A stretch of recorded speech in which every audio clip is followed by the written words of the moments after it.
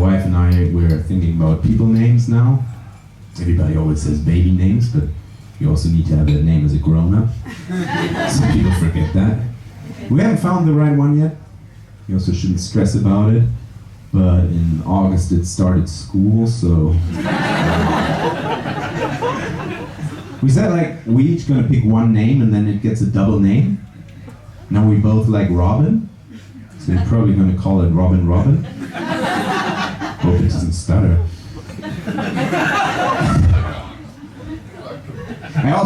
I like Christian names, biblical names, you know, there's a meaning attached to it from the start, which is cool.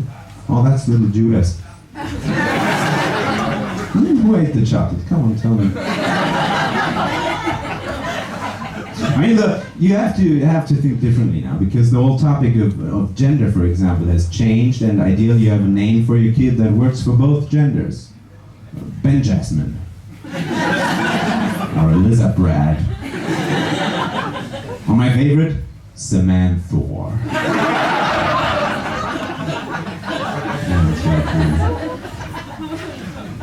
I read an article about ritual child sacrifice.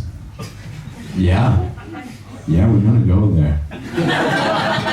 No, 500 years ago in Peru, on a single day, they sacrificed 142 kids, which is insane. I think we can all agree that that's a terrible number. How can you sacrifice 142 kids instead of 150? I'm not saying it's better, I'm just saying if you believe in that kind of stuff, wouldn't you want to offer your God a round number? 100, 150, but 140, you'll go 141, 142.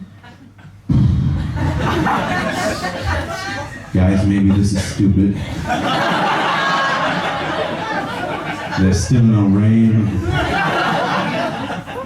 The scientists in the article said that the sacrifices were done very systematically. I'm like, yeah, no shit.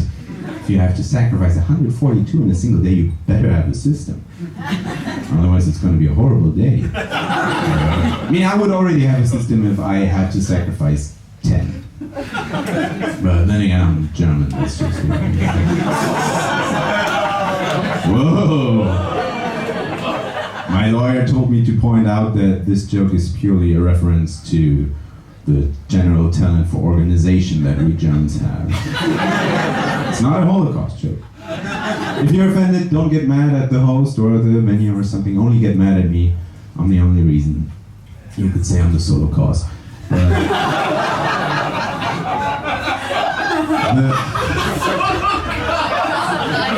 Now this guy is always like 30 seconds behind.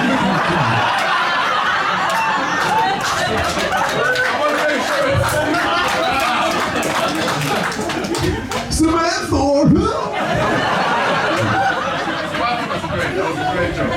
Now the reason for this whole extravaganza apparently was that the people wanted their gods to change the climate. And that got me thinking, what if that works? What if science now finds out the only way to stop climate change is ritual sacrifice? That would be something. I'm not saying it's true. I'm just saying, in the past 500 years, we've scaled back on the ritual sacrifice. Climate issues have gotten worse. Can't believe I'm still talking. The beautiful thing about this would be, it would be a great chance for all the Fridays for Future kids to really make a difference. Oh my God! Be part of the change. It's not a political agenda, right? KFC, kids or climate, but I'm not saying this is what we should do. I'm just saying we have a lot of children, but we only have one planet.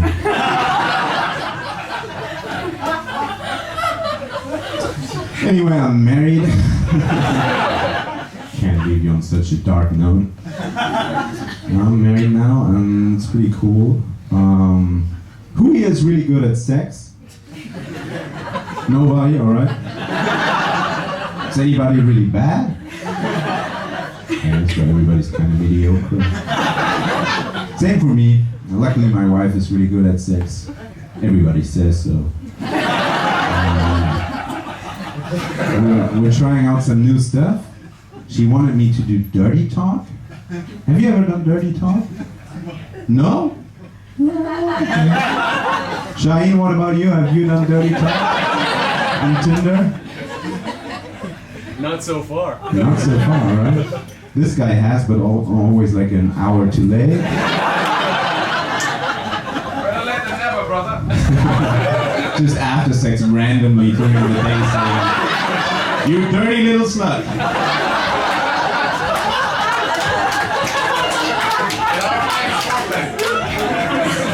But dirty talk without sex is just abuse, so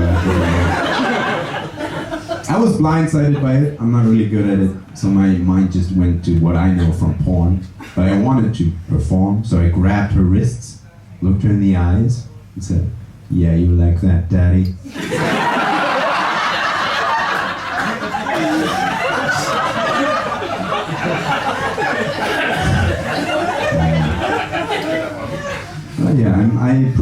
We're still married, so try it on Tinder next time. But I proposed to her this year.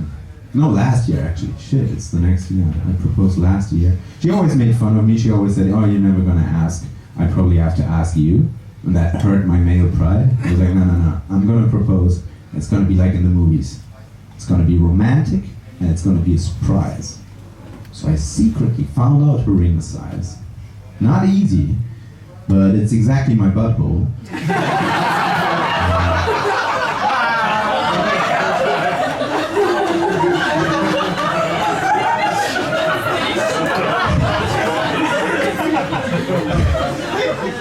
That's true for any couple, by the way. Try it out tonight. If it doesn't fit, he's not the right finger.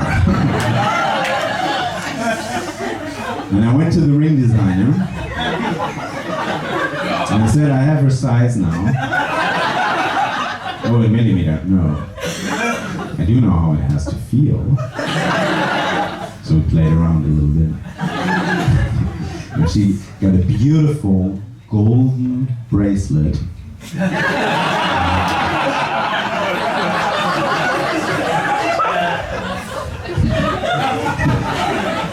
Let's wait for this guy to catch up.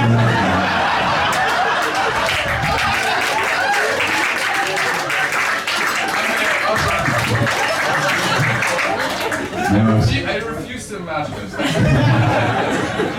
Well, you will later if you want.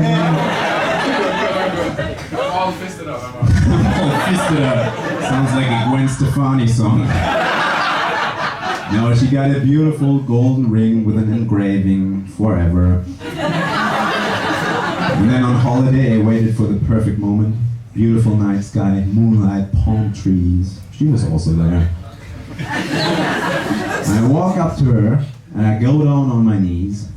On my knees, not on my knees. Just it's important. I've never gone down on my knees. And I never will. We're not that kind of family. So I go down on my knees, take out the ring. She's completely surprised. My girlfriend, not my niece, but my girlfriend, completely surprised. She looks at me, "Do you want to marry me?" And I'm like, "Yes, I do." Smell the ring.